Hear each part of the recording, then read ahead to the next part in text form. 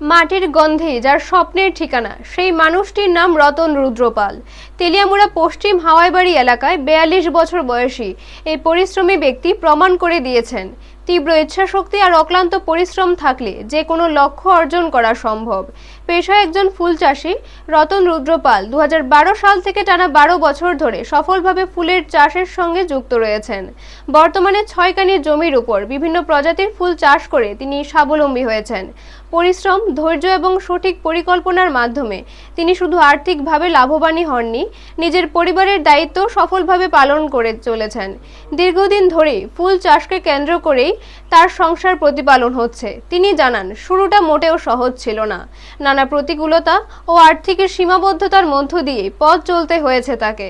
তবে ফুল চাষের প্রতি ভালোবাসা এবং দৃঢ় মানসিকতাই তাকে এগিয়ে যেতে সাহস জুগিয়েছে। বর্তমানে তার বাগানে বিভিন্ন মৌসুমী ও চাহিদা সম্পন্ন ফুলের চাষ হয়, যা স্থানীয় বাজারে ভালো দামে বিক্রি হচ্ছে। রতন রুদ্রপালের এই সাফল্য শুধু ব্যক্তিগত অর্জন নয়, এলাকাবাসীর কাছে অনুপ্রেরণা। অনেক কৃষকই এখন তার পরামর্শ নিয়ে ফুল চাষে আগ্রহী হচ্ছেন। তার এই সাফল্যের গল্প আবারও মনে করিয়ে দেয়, সঠিক পরিকল্পনা, কঠোর পরিশ্রম এবং অদম্য ইচ্ছাশক্তি থাকলে গ্রামাঞ্চলেও কৃষিকে ভিত্তি করে স্বনির্ভর হওয়া সম্ভব। ব্যুরো রিপোর্ট, নিউজ তৎকাল 24। তেলিয়ামুড়া পশ্চিম হাওয়াইবাড়ি। আপনার নাম কি? আমার নাম রতন রুদ্রপাল।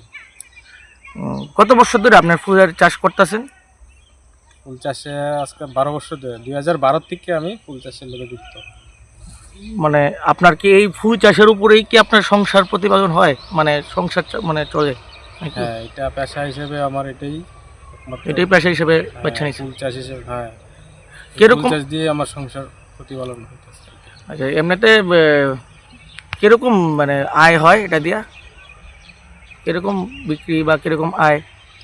আয় হয় ভালোই, মোটামুটি ভালো আয় হয়। মানে যে আয় হয়, আয়ের তখন আপনার মানে সংসার ঠিকঠাকভাবে চলতে পারে? হ্যাঁ, চলছে মোটামুটি ভাবে।